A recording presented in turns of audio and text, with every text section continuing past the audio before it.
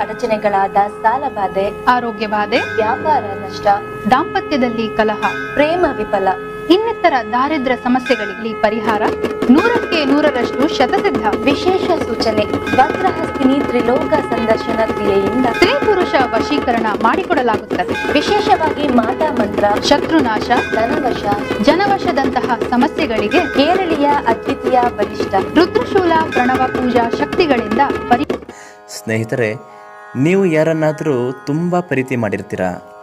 ಒಂದು ಹುಡುಗ ಆಗಿರ್ಬೋದು ಅಥವಾ ಹುಡುಗಿ ಆಗಿರ್ಬೋದು, ಅವರು ನಿಮ್ಮಷ್ಟೇ ಪ್ರೀತಿ ಮಾಡ್ತಿರ್ತಾರೆ. ಯಾವುದೋ ಒಂದು ಅನಿವಾರ್ಯ ಕಾರಣಗಳಿಂದ ಇಬ್ಬರ ನಡುವೆಯೂ ಪ್ರೀತಿಯಾಗಿರುವುದಿಲ್ಲ. ಅದು ಪ್ರೀತಿ ಶಾಶ್ವತವಾಗಿ ಉಳಿಯುವುದಿಲ್ಲ.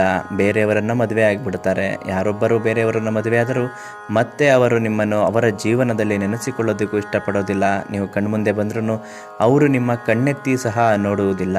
ಅಂಥವರನ್ನು ಮತ್ತೆ ನಿಮ್ಮ ವಶಪಡಿಸಿಕೊಳ್ಳಲು ಇದನ್ನು ಮಾಡಬೇಕಾಗುತ್ತದೆ. ಈ ರೀತಿ ಮಾಡಿದರೆ ಅವರು ನಿಮ್ಮನ್ನು ಮೊದಲಿನ ಹಾಗೆ ಪ್ರೀತಿ ಮಾಡುತ್ತಾರೆ ಹಾಗೂ ನಿಮ್ಮ ಎಲ್ಲ ಕ್ರಿಯೆಗಳಿಗೂ ಅವರು ಸ್ಪಂದಿಸುತ್ತಾರೆ. ಅಂತಹ ಕ್ರಿಯೆ ಯಾವುದು? ಆ ಕ್ರಿಯೆಯನ್ನು ಹೇಗೆ ಮಾಡಬೇಕು? ಯಾರು ಇಲ್ಲದೇ ಇದ್ದಾಗ ಅಥವಾ ಮನೆಯಲ್ಲಿ ಟೆರೆಸ್ ಮೇಲೋ ಅಥವಾ ಹೊರಗಡೆ ಇದ್ದಾಗ ಈ ಕ್ರಿಯೆಯನ್ನು ಮಾಡುವುದರೆ ತುಂಬ ಉತ್ತಮವಾಗಿ ಫಲಿತಾಂಶ ಸಿಗುವುದರಲ್ಲಿ ಯಾವುದೇ ಸಂಶಯವಿಲ್ಲ.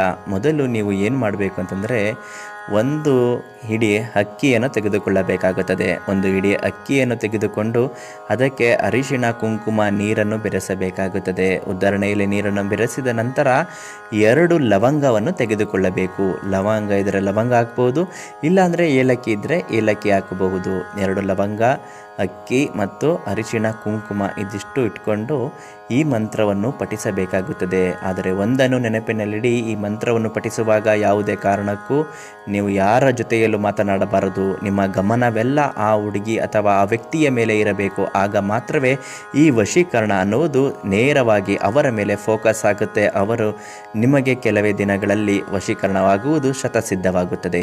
ಅಂತಹ ಮಂತ್ರ ಯಾವುದೆಂದರೆ, ಓಂ ಫಟ್ ಕ್ಲೀಂ ಕುರುಕುರು ಸ್ವಾಹ ಅಶ್ವಿನಿ ವಶೀಕರಣ ಮಮ ಸ್ವಾಹ ಅಂತ ಹೇಳಬೇಕಾಗುತ್ತೆ.